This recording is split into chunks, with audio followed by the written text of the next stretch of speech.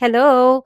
Another pregnancy topic na naman for today. Meron na ba dito na buntis ngayon ang nakakaalam about birth plan? Alam mo ako nung una akala ko pang-artista lang yung mga birth plan na yan. Hanggang one time, nung malapit na ako mga anak, nasa kabuwanan na ako, diniscuss na siya sa akin ng OB ko. So para din sa mga hindi nakakaalam, first time narinig, ano nga ba ang birth plan? Kapag buntis tayo, ang madalas nating iniisip talaga is anong mga bibilhin para kay baby, anong mga gagamitin sa hospital, ano yung papangalan natin kay baby, yan yung mga madalas nating nire-research. Pero may isang bagay na madalas nakakalimutan ng first-time mom or somehow hindi alam ang tungkol dito. So pag-uusapan natin yan dito sa video na to. Ang birth plan po, hindi ito requirements ng hospital. At hindi rin lahat ng plinano mo possible mangyari. Plano nga lang siya birth plan. Pero alam nyo kung saan siya helpful, malaking tulong to para sa inyong healthcare team. Diyan na papasok yung doktor, yung hospital, yung pedya, para malaman nila yung preference mo sa panganganak. Ano nga ba ang birth plan? Ang birth plan po is mga list or listahan ng mga gusto mong mangyari kapag ikaw ay manganganak na.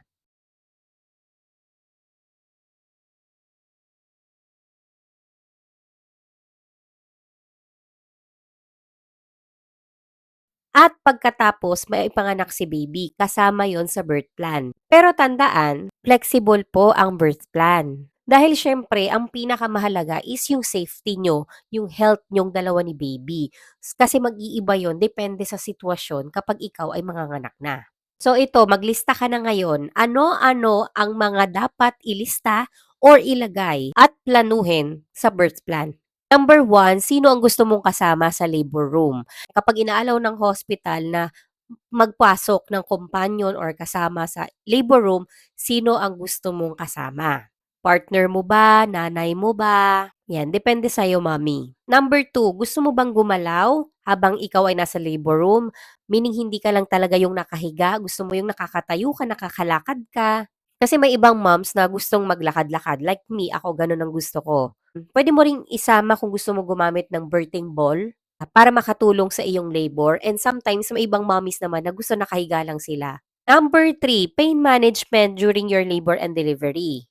Kung kakayanin mo ba na walang epidural, pwede mong ilagay do'n or pwede mo ring ilagay na once na makaramdam ka ng sakit or something na hindi mo na kaya, puwede kang bigyan ng pain reliever, okey lang din sa'yo. Dito sa decision about pain management, walang tama o mali, basta ilagay mo lang kung ano yung gusto mo para at least guided yung mga healthcare team mo.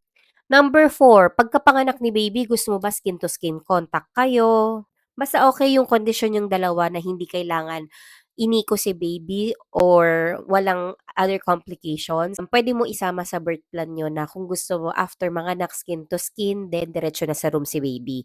Pwede yun. Para mama-manage ng maayos yung plano after mailabas si baby. Number five, feeding reference naman. Magpapasuso ka ba agad? Exclusive breastfeeding ka ba agad? Or magmi-mix feeding ka ba? Kaya magre-ready ka na ng mga formula milk, gano'n. O gusto mo muna kausapin yung doktor mo, yung pedya mo about sa milk bago ka magdesisyon about sa feeding preference.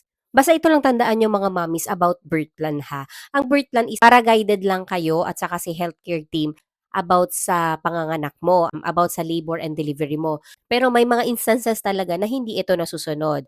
Okay lang yon. Basta kasi ang kino-consider dito is the health and safety ni pregnant at saka ni baby. Kasi sometimes 'di ba hindi natin masasabi baka may emergency dumating, na wag naman sana, nababago yung sitwasyon, may kailangang baguhin sa birth plan niyo regarding sa safety niyong dalawa ni baby. Okay lang yon basta ang birth plan is gabay lang naman talaga sa pagdedesisyon. Para kumbaga napagdesisyonan mo na yung labor and delivery mo bago ka pa man lang manganak. Basta ang pinakamagandang birth plan, yung handa ka sa iba't ibang posibilidad. At syempre tiwala ka sa healthcare team mo, sa doktor, sa pedya, or kung sinong magha-handle sa inyong dalawa ni baby. At syempre dun sa kasama mo sa panganganak, either partner mo, nanay mo, sister mo, gano'n. Mga moms, eto tanong ko sa'yo, kung manganganak ka bukas, example lang ha, ano yung pinakaimportanteng gusto mong isama sa birth plan mo? Sige, i-comment mo diyan. So yun lang mga mommies, thank you again for watching and see you on my next video. Bye!